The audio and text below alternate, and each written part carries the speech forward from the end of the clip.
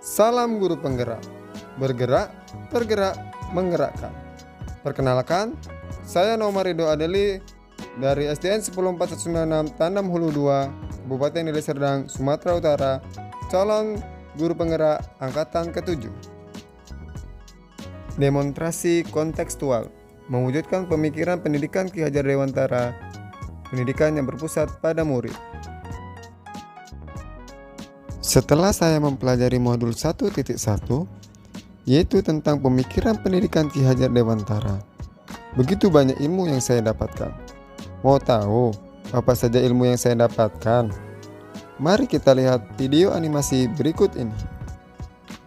Selamat siang Pak Ridho. Siang juga Bu Sari. Ada apa Bu? Tumben nih ke kelas saya. Iya nih Pak, ada yang saya ingin tanyakan. Oh, apa itu Bu? Bagaimana ikut program guru penggerak Pak? Apakah menyenangkan? Wah, sangat menyenangkan Bu. Banyak ilmu yang saya dapatkan. Kalau begitu ceritakan dong Pak, saya jadi penasaran nih. Oke Bu, kita cerita di kantin saja yuk, mumpung lagi jam istirahat nih. Oke Pak. Jadi begini Bu, saat ini dalam program guru penggerak masih menjalani modul 1.1, yaitu tentang filosofi pendidikan Ki Hajar Dewantara. Apa itu Pak filosofi pendidikan Ki Hajar Dewantara? Jadi begini Bu, Ki Hajar Dewantara membedakan kata pendidikan dan pengajaran dalam memahami arti dan tujuan pendidikan. Menurut Ki Hajar Dewantara, pengajaran adalah bagian dari pendidikan. Pengajaran merupakan proses pendidikan dalam memberi ilmu atau berfaedah untuk kecakapan hidup anak secara lahir dan batin. Sedangkan pendidikan memberi tuntunan terhadap segala kekuatan kodrat yang dimiliki anak agar ia mampu mencapai keselamatan dan kebahagiaan yang setinggi-tingginya baik sebagai seorang manusia maupun sebagai anggota masyarakat.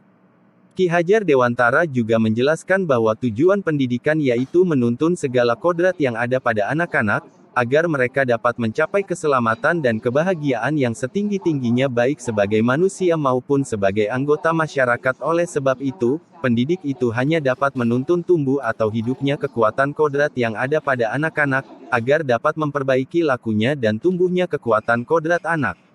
Apa itu Pak kodrat anak? Kodrat anak adalah merdeka, yang dimana merdeka yang dimaksud yaitu merdeka lahir dan batin. Salah satu kodrat anak adalah bermain. Berarti kita dalam filosofi pendidikan Ki Hajar Dewantara kita memberi pembelajaran sambil bermain. Ya, benar sekali Bu. Lalu maksud dari menuntun itu yang bagaimana Pak? Kita sebagai pendidik diibaratkan seorang petani atau tukang kebun yang tugasnya adalah merawat sesuai kebutuhan dari tanaman agar tumbuh dan berkembang dengan baik. Tentu saja beda jenis tanamannya, beda juga perlakuannya, artinya bahwa kita seorang pendidik harus bisa melayani segala bentuk kebutuhan metode belajar murid yang berbeda-beda, yang berpihak pada murid. Kita sebagai pendidik memberi kebebasan kepada anak untuk mengembangkan ide, berpikir kreatif dan mengembangkan bakat atau minat siswa. Tapi kebebasan itu bukan berarti kebebasan mutlak, perlu tuntunan kita sebagai pendidik.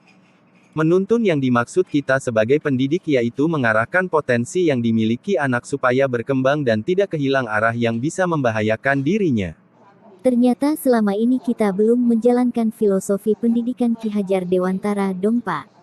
Benar sekali Bu, karena selama ini kita fokus dengan nilai yang bagus dan memaksakan anak untuk bisa menguasai seluruh pelajaran, padahal dalam filosofi pendidikan Ki Hajar Dewantara murid diberi kebebasan untuk mengembangkan potensinya yang dimana potensi setiap murid berbeda-beda.